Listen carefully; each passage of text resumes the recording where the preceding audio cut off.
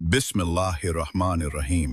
नाजरीन कराम, आइए आज हम सुनते हैं अल्लाह के जलीलुल क़द्र नबी खलीलुल्लाह हज़रत इब्राहीम अलैहिस्सलाम की ईमान अफरोज़ और अजीम दास्तान। हज़रत इब्राहीम अलैहिस्सलाम इराक के शहर बाबिल में पैदा हुए। आपके वालिद का नाम आज़र था, जो बुत तराशने वाले थे। वो लकड़ी और पत्थर के बुत बनाते और लोगों को उनकी इबादत की दावत देते थे। मगर इब्राहीम अलैहिस्सलाम बचपन ही से समझदार और हक की तलाश में थे। आपने अपने वालिद से नरमी से कहा, अब्बा जान, आप ऐसी चीज़ों की इबादत क्यों करते हैं जो न सुनती हैं, न देखती हैं और न ही किसी काम आ सकती हैं।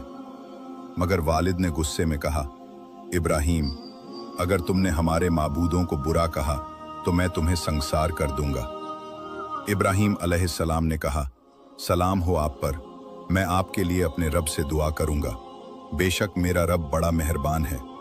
लेकिन न वालिद माने और न कौम। एक दिन कौम मेले पर गई तो इब्राहीम अलैहिस्सलाम बुतखाने में दाखिल हुए। उन्होंने सब बुत तोड़ डाले, सिर्फ बड़े बुत को छोड़ दिया और कुल्हाड़ी उसके गले में डाल दी। लोग आए तो पूछा, इब्राहीम, ये सब तुमने किया है? आपने कहा, बल्कि ये बड़े बुत ने किया होगा, उनसे ही पूछ लो अगर ये बोल सकते हैं। वे सब लाजवाब हो गए, लेकिन ईमान न लाए। फिर फैसला हुआ कि इब्राहीम अलैहिस्सलाम को आग में जला दिया जाए। लकड़ियां जमा की गईं, आग भड़का दी गई और आपको रस्सियों से बांधकर उसमें डाल दिया गया। इब्राहीम अलैहिस्सलाम ने उस वक्त ये अजीम दुआ की, हस्बुनल्लाहु व निअमल वकील, मेरे लिए अल्लाह काफ़ी है और वही बेहतरीन कारसाज है। अल्लाह ने आग को हुक्म दिया, ए आग, इब्राहीम पर ठंडी और सलामती वाली हो जा। आग जलती रही, मगर इब्राहीम अलैहिस्सलाम सलामत रहे। लोग ये मोजिज़ा देखकर हैरान रह गए, लेकिन फिर भी ईमान न लाए। खबर नमरूद बादशाह तक पहुंची। उसने इब्राहीम अलैहिस्सलाम को बुलाया और कहा, तुम्हारा रब कौन है? इब्राहीम अलैहिस्सलाम ने कहा, मेरा रब वही है जो जिंदा करता है और मारता है।